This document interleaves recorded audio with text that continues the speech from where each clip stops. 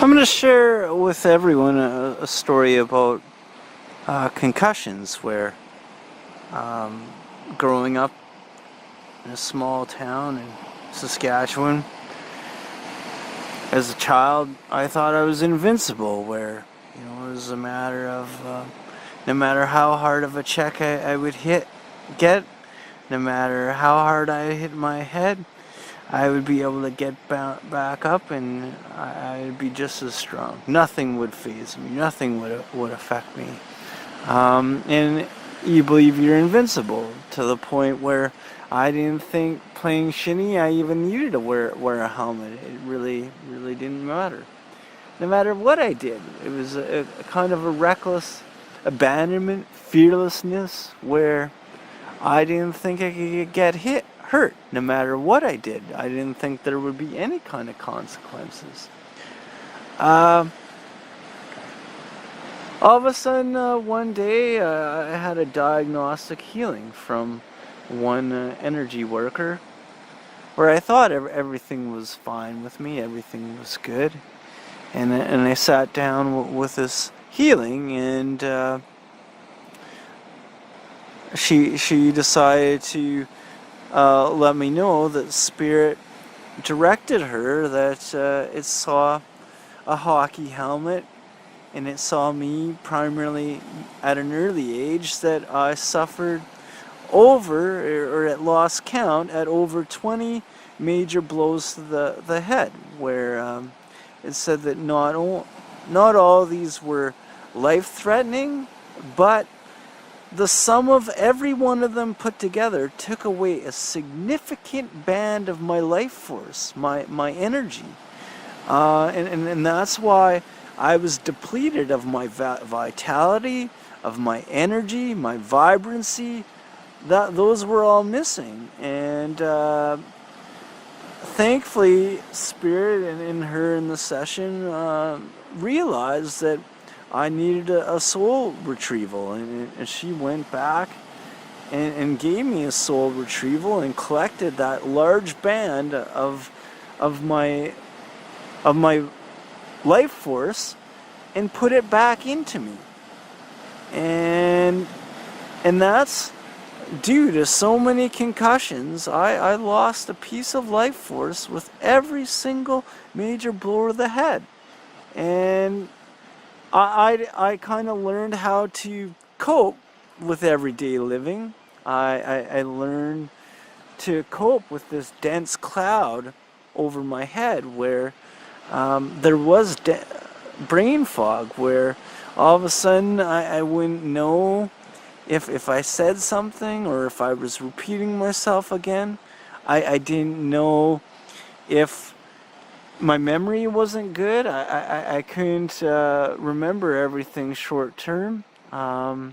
Lists. I had a hard time remembering a list of things to do. I might remember the first couple things or the last couple of things, but if it was a list, I wouldn't remember the whole list. I also, one girl came up to me one day and she said, "Oh, how come I talk so slow?"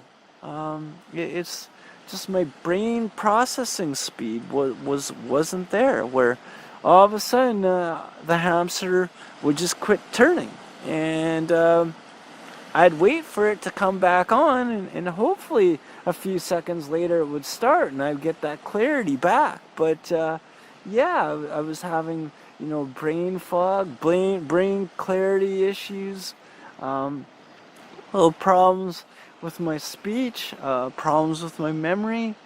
All this I can attribute significantly to these concussions. Also, she said in her reading that Spirit saw me on the couch having to have afternoon naps, where I lost a lot of my energy levels due to these concussions. And I don't want to doom and gloom a lot on all these different hits that I took, blows I took. I took some severe blows, but one of the most severe ones was I was going around the net full speed without a helmet, and I crashed into the boards with my back and my head, and I was knocked unconscious for 5 or 10 minutes. And when I got up, a couple of people were carrying me, and they said, I can skate.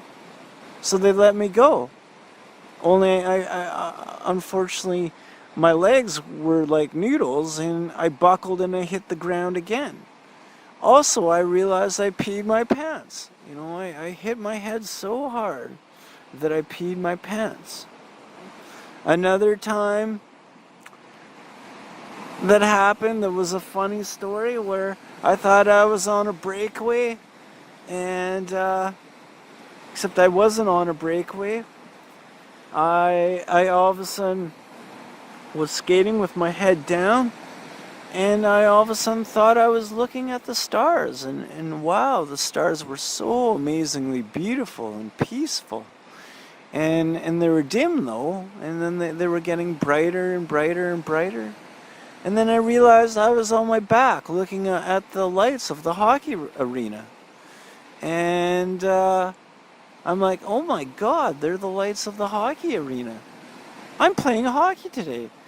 And I looked at my hands, and I'm like, well, I don't have any gloves. I looked, and I'm like, I don't have a stick.